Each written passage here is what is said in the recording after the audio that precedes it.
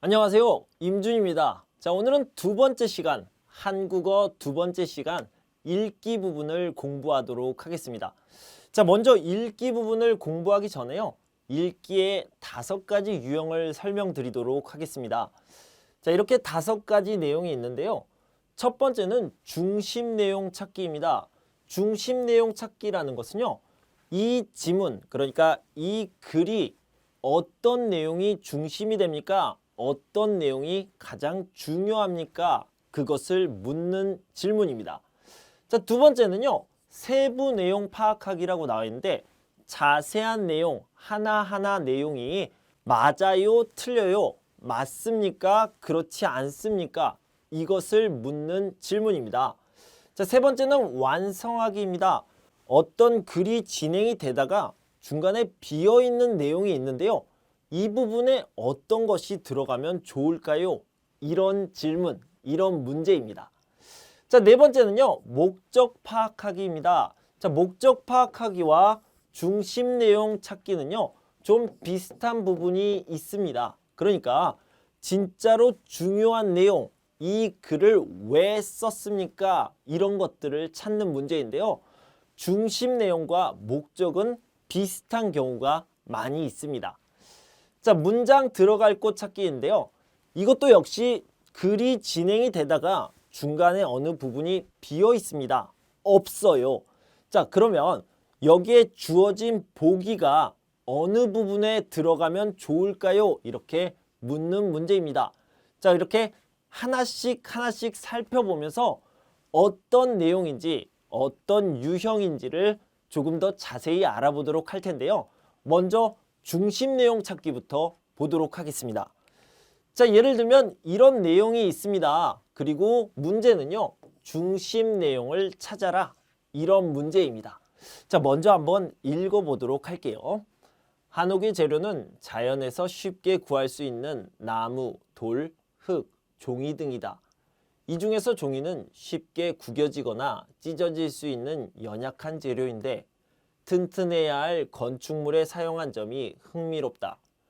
종이를 창이나 문에 발라 바람을 막으면서도 공기가 통하도록 하고 습도가 알맞게 조절되도록 한 지혜가 엿보인다. 비나 눈에 젖어서 찢어지지 않도록 기름을 발라 방수 기능도 더했다. 선조들의 지혜는 알면 알수록 놀랍다. 자, 이런 내용이 있는데요. 자, 다시 한번 읽으면서 어떤 내용인지 머릿속으로 정리를 해보도록 하겠습니다.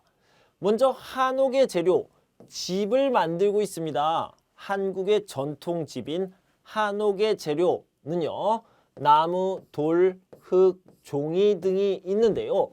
자, 나무, 돌, 흙 같은 경우에는 튼튼한 집, 단단한 집을 짓는데 좋은 재료입니다. 그런데요. 종이를 사용한다고요? 좀 의문, 이상한데? 라는 생각이 들죠. 자, 계속해서 봅시다. 이 중에서 종이는 쉽게 구겨지거나 찢어질 수 있는 연약한 재료, 약한 재료이다. 그런데 튼튼해야 할 건축물, 집에 사용한 점이 흥미롭다, 재미있다. 오, 이걸 왜 사용했지? 라는 생각이 든다는 거죠. 자, 그런데 좀 살펴보면요. 종이를 창이나 문에 발라 바람을 막으면서도 공기가 통하도록 하고, 자, 여기를 보면 첫 번째 장점, 좋은 점이 나와 있습니다. 장점 1이라고 써볼게요. 그리고 습도가 알맞게 조절되도록 한다.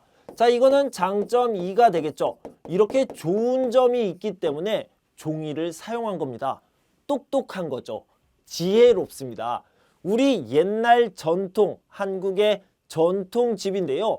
옛날 사람들, 즉 조상들이 똑똑하다, 지혜롭다라고 생각할 수 있는 부분입니다. 자, 게다가요. 비나 눈에 젖어서 찢어지지 않도록 기름을 발라주었습니다. 또 똑똑한 모습이네요. 기름을 발라서 방수 기능도 더했다. 선조들, 즉 조상들이 정말 똑똑하군요. 지혜가 대단합니다. 정말 똑똑합니다. 이런 내용입니다. 자, 다시 한번 더 간단하게 정리를 해보면요. 한옥의 재료는 종이가 있는데 종이는 약한 재료 아닙니까? 라고 했는데 사실은 좋은 재료입니다. 조상들은 똑똑하군요. 지혜롭군요. 생각할 수 있고요. 종이를 그냥 사용한 게 아니라 기름을 더해서 사용했습니다. 그래서요, 방수 기능, 물에 젖지 않는 기능을 더했는데요. 이것을 보고 와, 조상은 정말로 똑똑하구나. 옛날 사람들, 선조는 진짜 똑똑하구나. 지혜롭구나. 이런 것들을 알 수 있습니다. 그래서 중심 내용은요, 지배 재료로 종이를 사용한 것, 이것을 보고 조상이 똑똑하다, 지혜롭다라는 것을 알 수 있는 겁니다. 자, 그러면 여기에서 답을 한번 찾아볼게요. 한옥은 자연 친화적인 건축물이다. 맞는 말이지만 중심 내용은 아닙니다. 이렇게 정리를 하시면 되겠고요. 한옥은 약한 재료를 사용해서 튼튼하지 않다. 이것은 내용이 틀렸습니다. 한옥 건축에 종이를 사용한 조상의 지혜가 뛰어나다. 네, 지혜가 뛰어나다. 아주 똑똑하다. 이게 답이 되겠고요. 한옥의 창문은 종이로만 만들었지만 기능이 훌륭하다. 자, 이것은 맞는 말이지만 이것도 역시 중심 내용은 아니다. 이렇게 정리할 수 있겠습니다. 정답은 3번. 중심 내용은 조상의 지혜가 뛰어나다. 이 부분이 되겠습니다. 자, 다음 문제를 봅시다. 자, 이번은요, 세부 내용을 묻는 문제인데요. 아까도 말씀드렸듯이 자세한 내용들이 맞는지 틀리는지를 보는 문제입니다. 역시 먼저 문제를 읽어보도록 하겠습니다. 음식의 문화는 나라에 따라 다르다. 나라마다 기후가 다르고 생활 습관이 다르기 때문이다.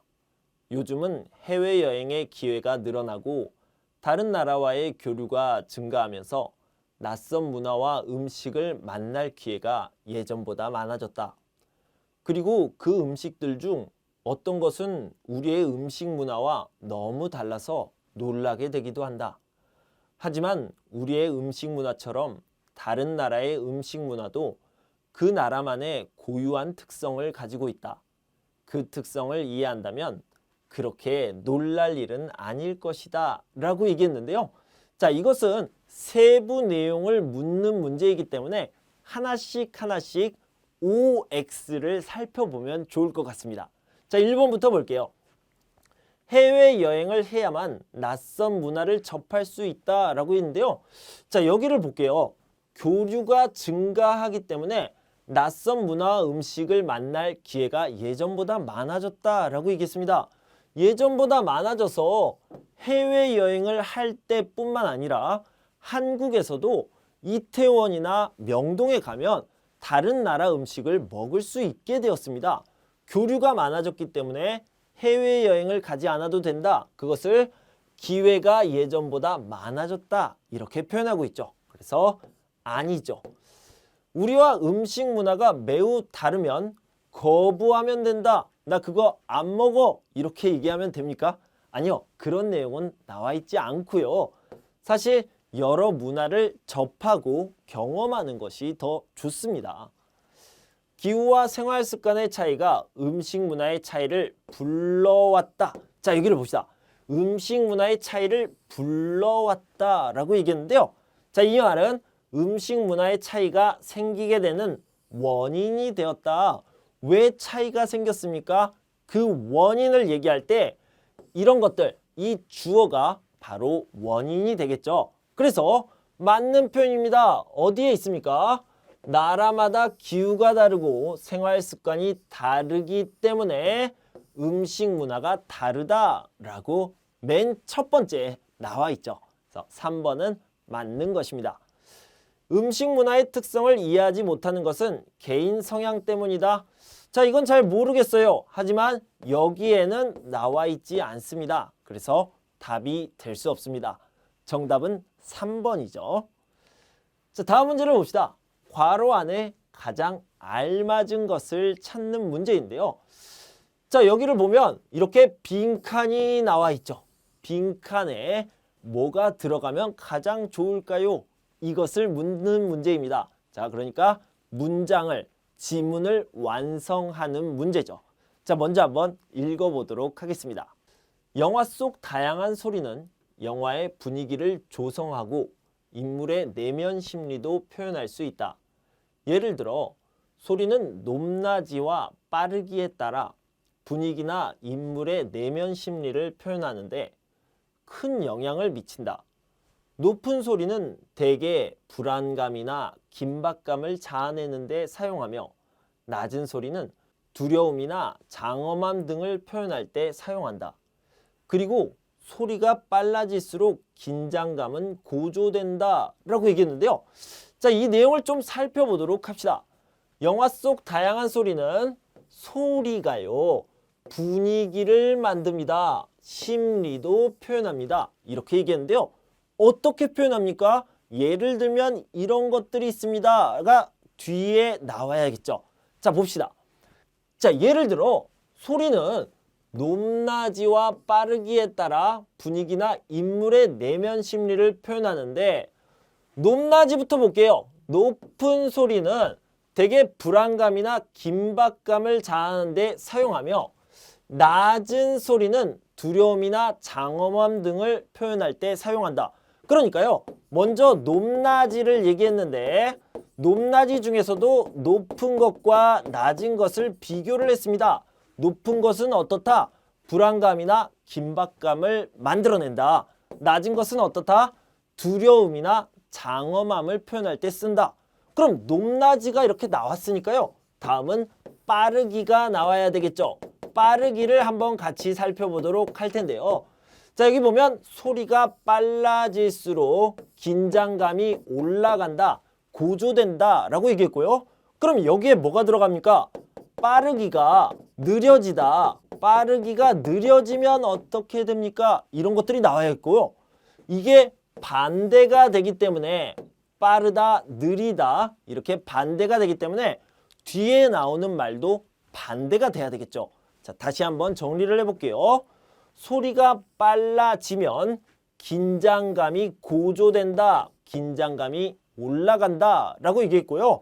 자, 문제를 보면 반대로 라고 시작을 하고 있습니다. 그래서 반대로, 이것과 반대로 빨라지지 않고 느려집니다. 그러면 긴장감이 고조되지 않고 긴장이 안 된다. 조금 어려운 말로는요, 긴장이 완화된다 이렇게 얘기할 수 있겠죠. 그러면 긴장이 안 된다, 긴장이 완화된다를 어떻게 표현할 수 있을까요? 여유 있다, 편안하다, 또는 부드럽다, 분위기가 부드러워진다 이렇게 표현할 수 있겠죠. 자, 한번 찾아봅시다.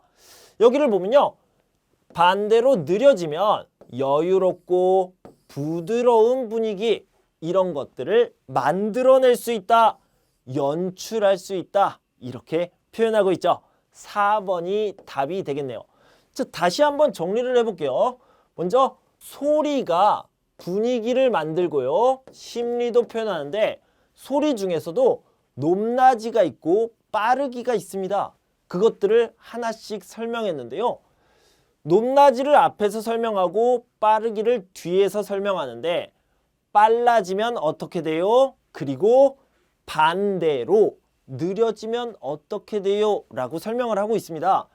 빨라지면 긴장이 고조된다, 긴장이 많이 된다. 느려지면 긴장이 안 된다, 부드러운 분위기를 만들 수 있다. 이런 표현이 빈칸에 들어가면 되겠고요. 그래서 정답은 4번이 되겠습니다. 자, 계속해서 다음 문제를 풀어보도록 할게요. 자, 아까 말씀드렸듯이 이번에는 목적을 찾는 문제인데요.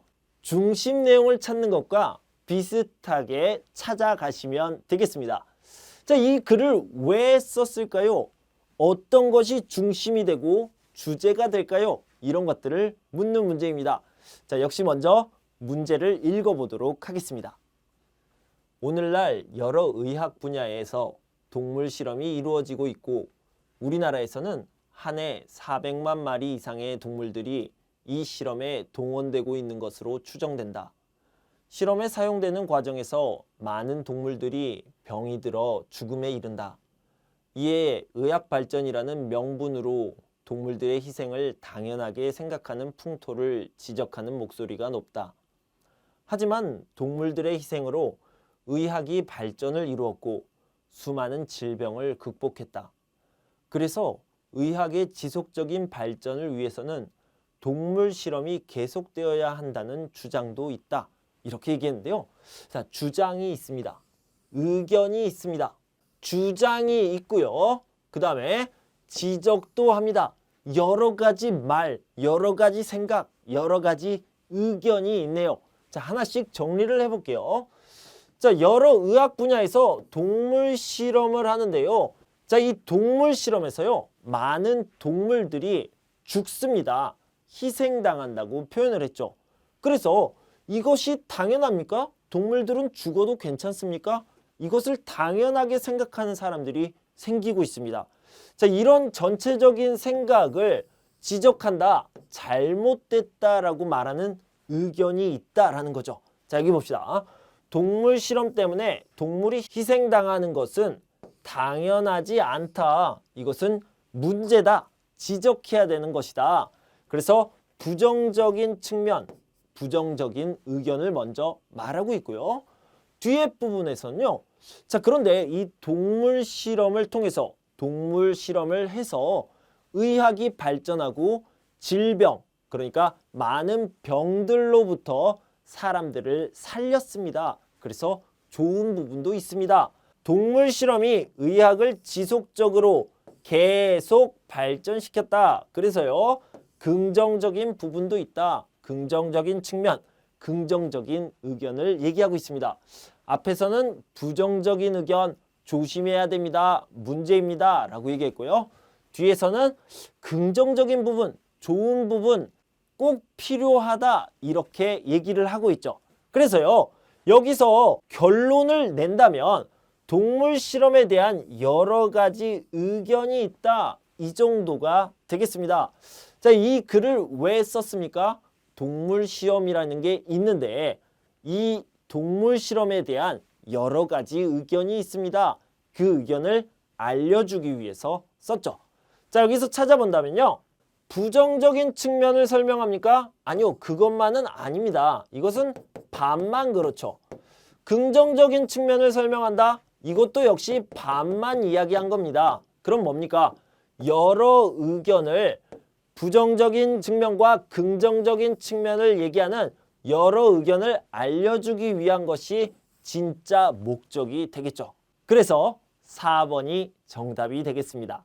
자, 이제 마지막 문제입니다. 자, 여기를 보면요. 다음 글에서 보기에 문장이 들어가기에 가장 알맞은 것, 이것을 찾는 문제인데요. 아까 말씀드렸듯이 보기가 이미 여기에 들어가 있습니다. 이것이 어디에 들어가면 적당하겠습니까? 라고 묻는 문제입니다. 자, 어디에 들어가면 좋을지 같이 한번 찾아보도록 할 텐데요. 역시 이것도 읽고 시작하도록 하겠습니다. 야구는 경쟁이고 싸움이다. 이런 야구의 라커룸은 전쟁을 앞둔 선수들이 쉬면서 경기를 준비하는 공간이다. 동양 선수들은 경기에 앞서 상대방 라커룸에서 장난을 치며 상대방 선수들과 왁자지껄 활발한 교류를 한다. 그런데 이러한 관계가 선수들의 경기에도 간접적으로 영향을 미쳐서 경기에 패하는 요인이 될 수 있다고 한다. 자, 먼저 단어를 몇 개 살펴보도록 할게요. 자, 영향을 미치다. 비슷한 말은요. 영향을 끼치다 라고 얘기할 수도 있고요. 영향을 주다 라고 얘기할 수도 있습니다. 그래서 여러 가지를 다 쓰니까요. 다 같이 알아두시면 좋겠고요. 경기에 패하다 라는 것은요. 패배, 즉 지다 라는 뜻입니다. 경기에 지다를요. 패배하다 또는 패하다 이렇게 표현하고요. 요인이라는 말은 중요한 원인, 이유인데요. 그냥 여러분은 원인이라고 생각하시면 되겠습니다. 자, 그럼 전체적인 내용을 보면요. 야구라는 경쟁, 싸움, 경기가 있는데 그 경기를 하기 전에 사람들과 선수들끼리 교류를 합니다. 활발한 교류를 하면 좋은 점도 있고요. 나쁜 점도 있습니다. 좋은 점은 서로 알고 분위기가 좋아지니까 좋겠죠. 그런데 나쁜 점은요. 이런 것들이 패배하는, 그러니까 경기에서 지는 원인이 될 수도 있다는 겁니다. 이렇게 활발하게 교류하는 것이 오히려 방해가 될 수 있다는 건데요. 자, 여기를 보면 방해한다. 경기를 방해하는 것이 될 수 있는데 방해라는 말을 걸림돌이라고 사용하기도 합니다. 자, 이제 답을 한번 찾아볼게요. 인간미가 때론 걸림돌이 될 수도 있다는 지적, 이것은 문제입니다 라는 의견이 있는데요. 어디에 들어가면 좋을까요? 역시 경기에 패하는 요인이 될 수도 있어요.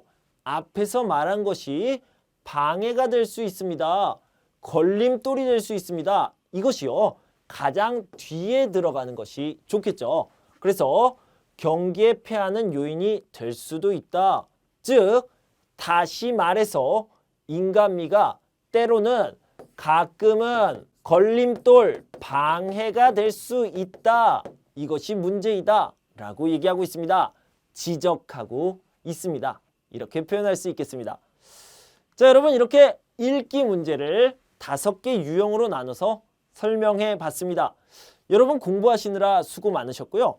자, 오늘은 한국어 부분을 다 마쳤는데요. 다음 시간부터는 한국 문화 부분을 4시간에 걸쳐서 알아보도록 하겠습니다. 그때까지 여러분 건강하고 행복하세요. 감사합니다.